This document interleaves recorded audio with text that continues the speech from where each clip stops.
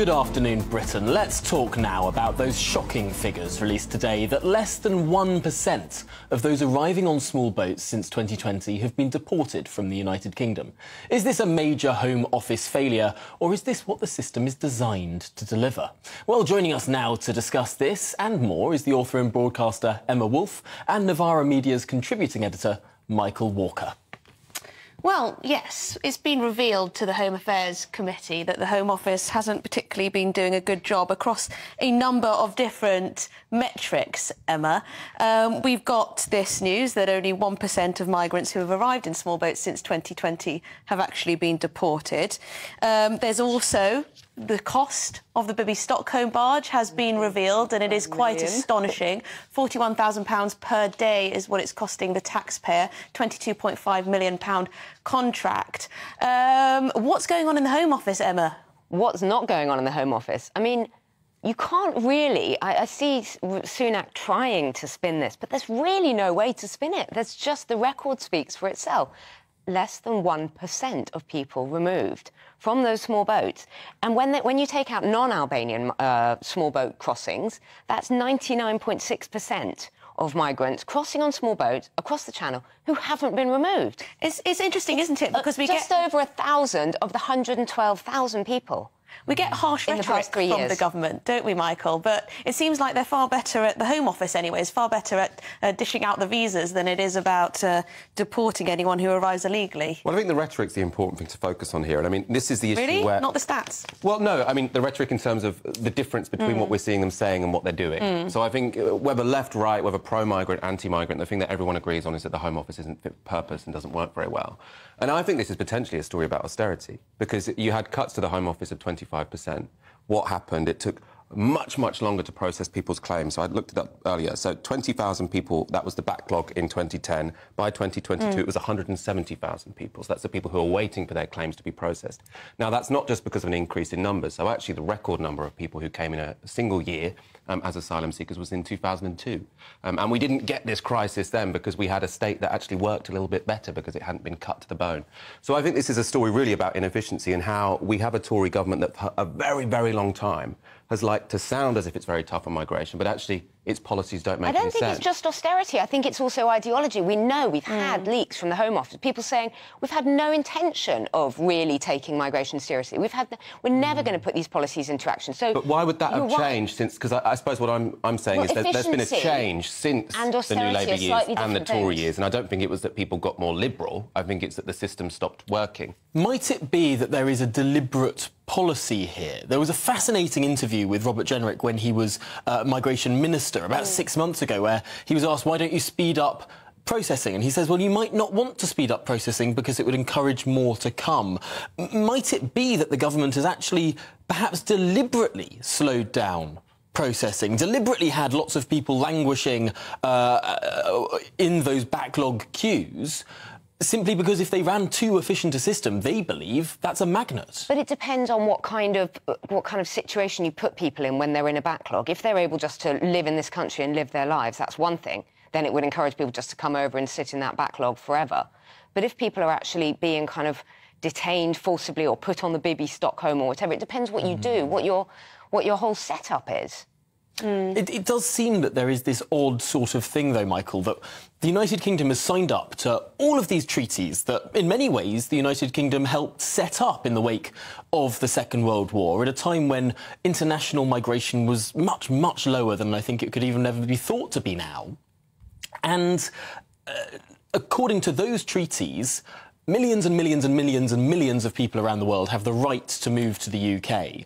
Now, the UK doesn't want to withdraw from those treaties, so it just wants to frustrate the process of that moving. And it seems like there's this sort of odd... Like, on the one hand, there's these legal obligations, but on the other, the way to try and prevent people moving is not to ditch the legal obligations, it's just to make things awful and tricky.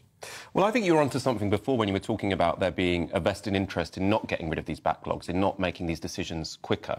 And I don't think that's as a deterrent, because it's quite difficult to deter people from coming. I think the way to deter people would to essentially turn everyone back. Now, there's massive legal problems with that, massive moral problems with that. Sending a few people to Rwanda isn't going to do anything. Yes. And holding up people for years or 2 years at a time also isn't going to deter people because people are leaving desperate situations. So I think they've actually created this crisis because they want us to be talking about migration.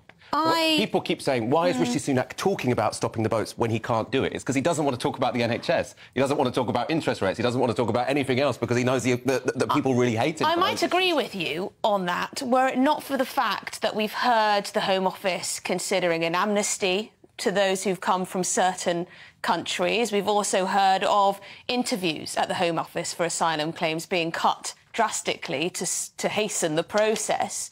So where does that fit in with that theory?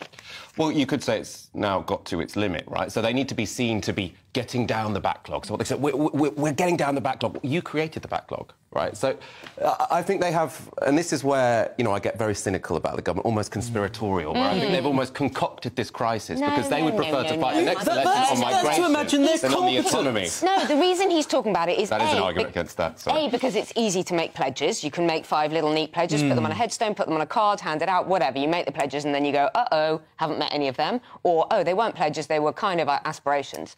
Secondly, he's talking about it because it's a massive voters issue. I think it's going to be an election. This is what people care about. So he responds to it and then they can't follow through. And yet, in 2015, the Conservative Party started talking a lot about migration in 2013, 2014. They then had advisers come in as the long campaign for that 2015 election took off that advised them to stop talking about migration because it was driving voters not to the Conservative Party, but it was driving Conservative voters to then UKIP. Yeah. And I wonder if the same thing is happening now. The more Rishi talks about stopping the boats, it's not making people think, oh, this is the guy that we need to stop the boats. It's making Conservatives think these boats are a real problem and they're finding other parties on the right. Well, I don't know. I think people know it is an issue, don't you? They do, and they really care. People really do care about this now. And, yeah, they have sort of... It's chicken and egg, isn't it? They're feeding the kind of immigration beast. It's very visible. We talk about small boats because that's the visible problem. You can stand on the cliffs and talk about the boats coming in, whereas, you know, you don't talk... We can't see the 600, 700,000 net migration people coming in. We just feel it all around us. But isn't it interesting that we don't feel loads of Ukrainians? We don't feel loads of people from Hong Kong.